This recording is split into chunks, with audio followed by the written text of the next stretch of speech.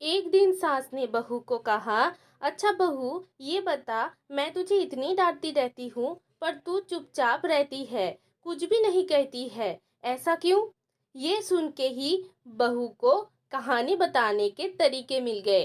तो बहू ने कहा, सुनिए माँ जी, मैं जब छोटी थी तब मुझे लगता था मेरी माँ मेरी सगी माँ है ही नहीं, क्योंकि वो मुझे बहुत डांटा करती थी और मुझसे घर के सारे काम करवाती थी। बहुत मारती भी थी अगर कोई काम में गलती हो जाती थी तो। जब मेरे भाभी आए तो मुझे लगा कि अब मेरे काम थोड़ा कम हो जाएगा, पर मेरे मम्मी घर के सारे काम के साथ भाभीयों के काम भी मुझसे ही करवाती थी।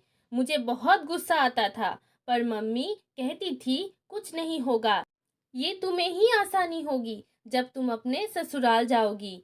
मेरी शादी के 2 दिन पहले मम्मी ने मुझे कहा, अब तुम्हारे शादी के बस 2 ही दिन बाकी है। अब तक मैं तुम्हारी सास थी, जब 2 दिन बाद तुम्हारी शादी हो जाएगी तब मैं तुम्हारी मम्मी बन जाऊंगी। मैं तुम्हें इतने दिन प्रशिक्षण दिया कि कोई कोई सास ऐसे भी होते हैं, ताकि तुम्हें भविष्य में कभी तकलीफ ना हो। आप तो मुझे मम्मी से कम ही डांटती है, वो तो मेरे ऊपर हाथ भी उठाती थी, पर आप ये नहीं करती है, तो इसीलिए मुझे आपके बातों पर कोई भी गुस्सा नहीं आता है। ये बात सुन के सास हैरान रह गई और ये सोचती रही, ऐसे बेटियों को प्रशिक्षण देना क्या ठीक है?